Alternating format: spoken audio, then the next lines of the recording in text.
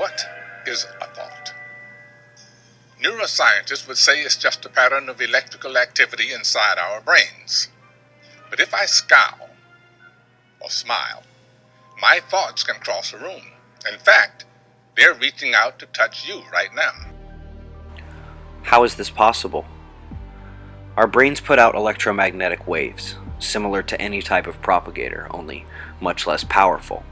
Now, you can argue that some of these propagators are not as dangerous as some of the extreme theorists propose. However, the effect of certain resonances on matter cannot be denied. There's no hydraulics at work here, only radio frequencies. The truly significant effects of this type of technology is another topic for a longer video, but if you were to say, "I am HAARP," you would not be totally wrong. Now, true enough, you do not have a large antenna array in your skull, at least I hope not, and your brain waves are nothing compared to the high-frequency signals that HAARP propagates, nothing compared to the radio frequencies by a ham radio even. But the fundamental wave structure, and the potential to affect the universe, even if only slightly, is exactly the same. Makes you wonder what would happen if we all tried to use it together. I am especially interested in the study of consciousness at Princeton University. Now, you may have heard about the Global Consciousness Project, and if I may amateurishly summarize its significance here, random number generators from all over the planet are linked to this site, and it has been proven that human brain waves can degrade the anomalous nature, the randomness, of that number generation. Now, a precise calibration allows these scientists to determine the effect of significant events on the human consciousness of the entire world. Now, this is the real-time electrodiagram, similar to raw data of an electrocephalogram of brainwaves, only this shows a coalescence of global consciousness. Now, you can see there are different readings of significance here, including some ones all the way up to the present down at the bottom, but of particular interest is 9/11. Now, the black squares here are the plane impacts and tower collapses, and yes, you may have heard this before, it's true. The global consciousness began rising like they have never seen before, more than 5 hours before the first plane hit.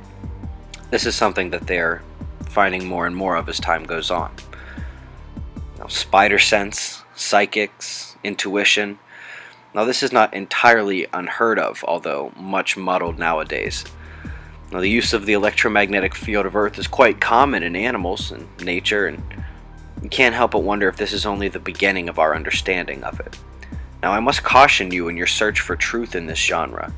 The path before you is rife with some self-serving, self-promoting individuals who may have valuable information, yet still only represent one viewpoint of your consciousness. Before I give my opinion, I want you to remember that your primary duty of discernment here involves separating the facts from the opinions, and then making your own. I believe each of us has the ability to affect things in the universe. Just like the electromagnetic fields and currents span galaxies and beyond, so do the waves propagated by the capacitors housed within each of us. Your thoughts right now are sending waves to the end of the universe. And in recognition of that fact, perhaps it would serve us to be cognizant of our own minds. All you have to see is this. You should realize that your thoughts affect you, how you feel. They affect others, and might even be able to give us warnings about the future. For $3 on iTunes, you can learn a little bit more about that. Now, this was meant to be an introduction into topics you might want to look into further. I certainly plan to do so myself. As always, the links are below. Be safe, everyone.